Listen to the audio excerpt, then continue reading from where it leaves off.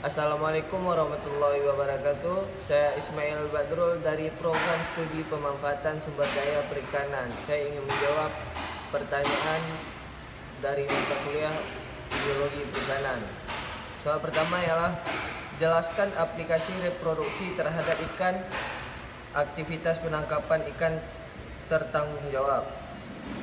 Aplikasi penangkapan ikan ramah lingkungan atau penangkapan ikan yang bertanggung jawab adalah suatu alat tangkap yang tidak memberikan dampak negatif terhadap lingkungannya. Kemudian disusul soal kedua, apakah ikan dari spesies yang sama namun lokasinya berbeda dapat mempunyai pola pertumbuhan yang berbeda? Jawabannya, berbagai jenis ikan memiliki siklus hidup yang kompleks dan memanfaatkan habitat yang berbeda selama stadia siklus hidupnya.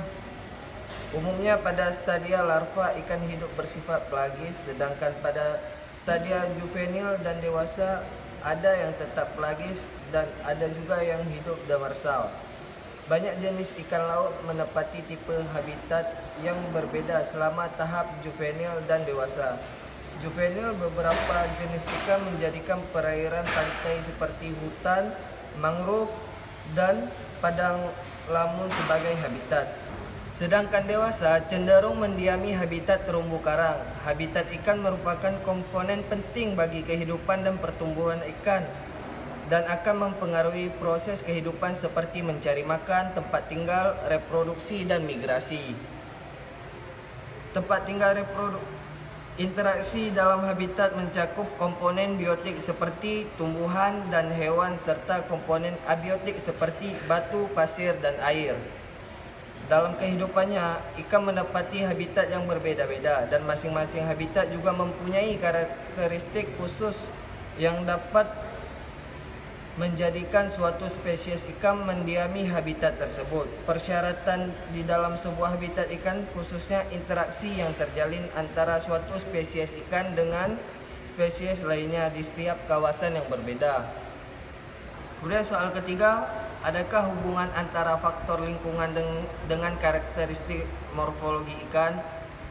Tentu saja ada hubungannya antara faktor lingkungan dengan karakteristik morfometrik ikan.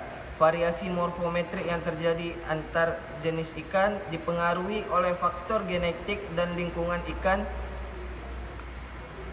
Ikan-ikan yang memiliki kekerabatan genetik tinggi dan habitat yang sama umumnya memiliki kemiripan morfometrik yang lebih tinggi daripada ikan yang memiliki kekerabatan genetik serta habitat yang berbeda. Kemudian soal yang keempat adalah faktor-faktor apa yang diperlukan atau diperhatikan dalam menganalisis kebiasaan makan ikan. Jawabannya, ada beberapa faktor yang perlu diperhatikan dalam menganalisis kebiasaan makan ikan. Antara lain adalah umur, bukaan mulut, tempat, dan waktu.